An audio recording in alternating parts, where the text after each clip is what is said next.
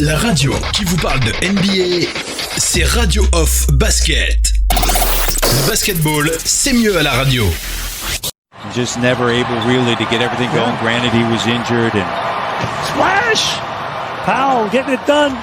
And Serge Ibaka, beautiful pass, Anunoby. Bonsoir à tous ou bonjour si vous écoutez ce podcast au lendemain du match.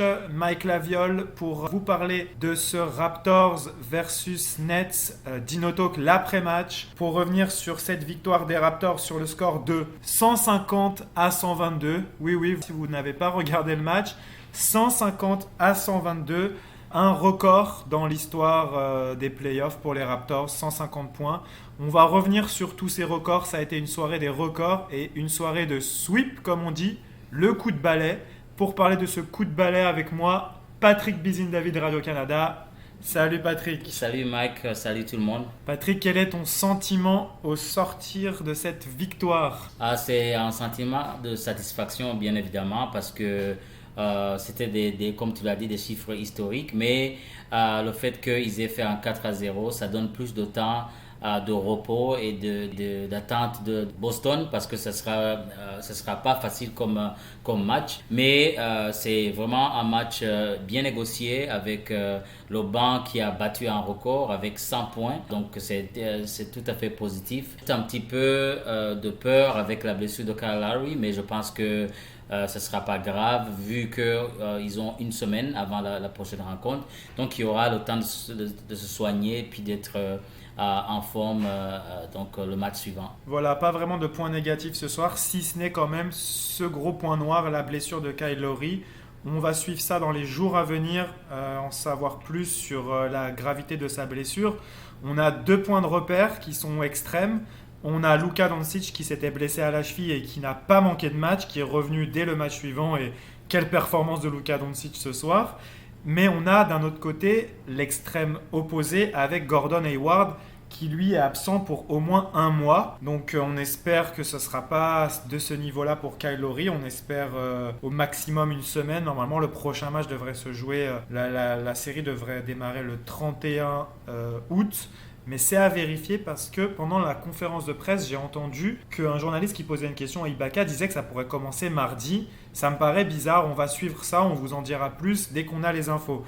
Donc voilà, pas vraiment de points négatifs. Les Raptors ont dominé cette rencontre de la tête et des épaules, comme on dit. 39 points au premier quart-temps, 38 points au deuxième, 39 points au troisième, 34 points au quatrième, 150 points, nouveau record. 100 points du banc, nouveau record. On a plusieurs joueurs qui ont tapé leur record en carrière sur les playoffs. Ibaka termine avec 27 points, ouais. 15 rebonds et 12 sur 14 au tir, autant dire qu'il n'en a pas raté beaucoup. Et Norman Powell, super explosif, inarrêtable, termine avec 29 points, 9 sur 14, 5 sur 9 à 3 points. Un petit mot, Patrick, sur la performance de ces 2 joueurs. C'était vraiment impressionnant. C'était un moment, je pensais que Ibaka n'allait jamais rater. Il a mis tellement de tirs. Et puis, Norman, lui, il s'est fait remarquer justement après la blessure de Kyle Lowry. Et moi, ce que j'aime beaucoup, qui surprend beaucoup de ses adversaires, c'est son côté athlétique. Tu penses qu'il va y aller doucement et puis il te surprend, il fait un pas, il est déjà sur l'anneau. Je pense que et c'est beau à voir côté Raptors que aujourd'hui c'est Fred VanVleet, demain c'est Norman, un autre jour c'est Ibaka. On ne sait pas qui va te battre. Donc ça montre que c'est une équipe très très profonde avec des joueurs d'expérience. Ils sont des champions. Donc on espère la même performance au tour suivant. Ouais, on va revenir également sur un autre record en carrière pour Pascal Siakam. Pascal Siakam qui fait 10 passes décisives pour accompagner ses 20 points et ses 6 rebonds. En plus de 2 interceptions, il est à 9 sur 22 au tir, 1 sur 7 à 3 points. Je le disais, on en parlait avec Patrick pendant le match. Pascal Siakam, il va falloir vivre avec ça. Il y a des soirs où ça va rentrer dedans à 3 points. D'autres, ça va moins rentrer. Il prend des tirs qui sont bons, il prend des tirs ouverts, il ne force rien. Donc moi, je considère que le match de Siakam est excellent encore ce soir. Il a vraiment eu encore moins d'hésitation dans ses pénétrations. Il va droit au cercle. Il ne s'est pas pris la tête à faire quelques feintes qui ne servaient à rien. Il a vraiment été bon dans ce domaine-là et il fait 10 passes décisives, son record.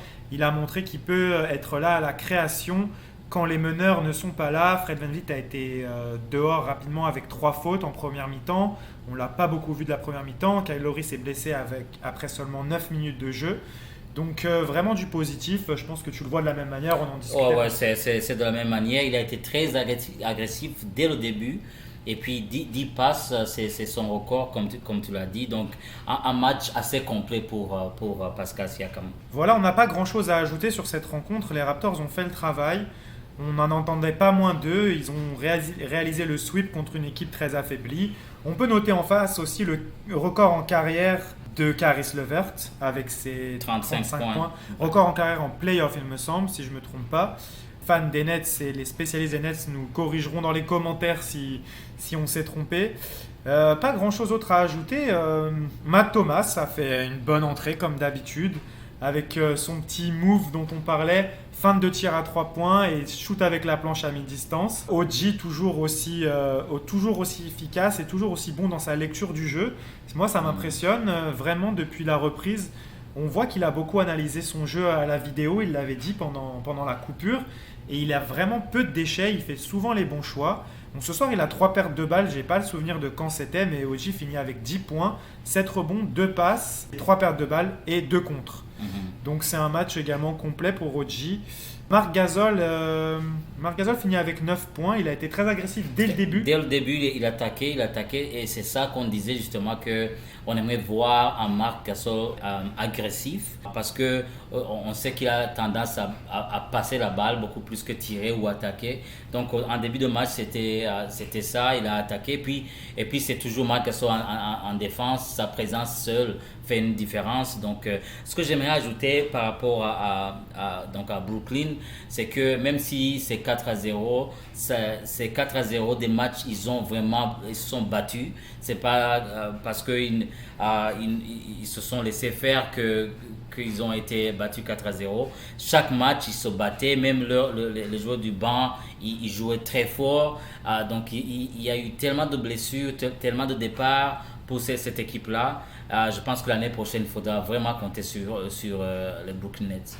Ah oui, ça c'est sûr, on va suivre les Nets de très près la saison prochaine.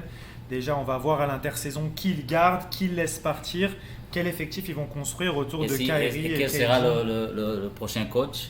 Qui sera le prochain coach ça. Exactement. Ouais. On a beaucoup d'interrogations autour de cette équipe.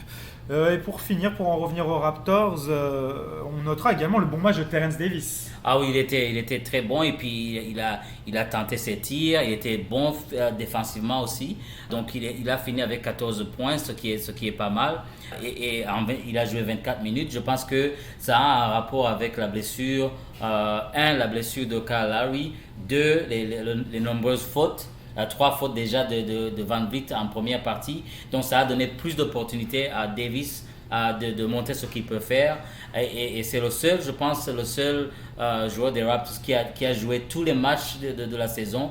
Donc c'est une durabilité de ce joueur-là. Et puis c'est sa première année. Donc là, on peut compter sur lui pour l'avenir. C'est sûr, il finit à 5 sur 10 au tir, 4 sur 8 à 3 points. Il est à 50% au shoot. Et il nous a mis un de ses posters en pénétration. C'était en première mi-temps. Oui, c'est ça. C'était un dunk. C'était impressionnant. Un dunk impressionnant. Voilà, je pense qu'on a fait le tour. Maintenant, place aux demi-finales. On peut dire que les choses sérieuses ont vraiment commencé. On ne va pas parler de cette série à venir ce soir. On va le faire comme on a l'habitude dans les avant-matchs avec nos amis de Celtics FR. Donc pour l'instant, on va en rester là ce soir, sauf si tu as quelque chose à ajouter, Patrick. Non, on va attendre. Ce sera une belle série pour Boston. Là, on va attendre ce que nous réserve cette série-là. Voilà, on va attendre les nouvelles de Kyle Lowry. On va voir quand débute la série. Et voilà, c'est tout pour ce soir. Ça sera un court retour sur le match. En même temps, il n'y a pas forcément grand-chose à dire. Je vous invite à checker l'article qui sortira dans l'Express. Normalement, je vous détaillerai tous les records qu'il y a eu ce soir. Peut-être on en a oublié dans notre retour, il y en a eu tellement. Et je vous remercie de nous suivre et d'être de plus en plus nombreux. Merci à tous et comme on dit toujours quand on se quitte, let's go Raptors! Lowry for 3.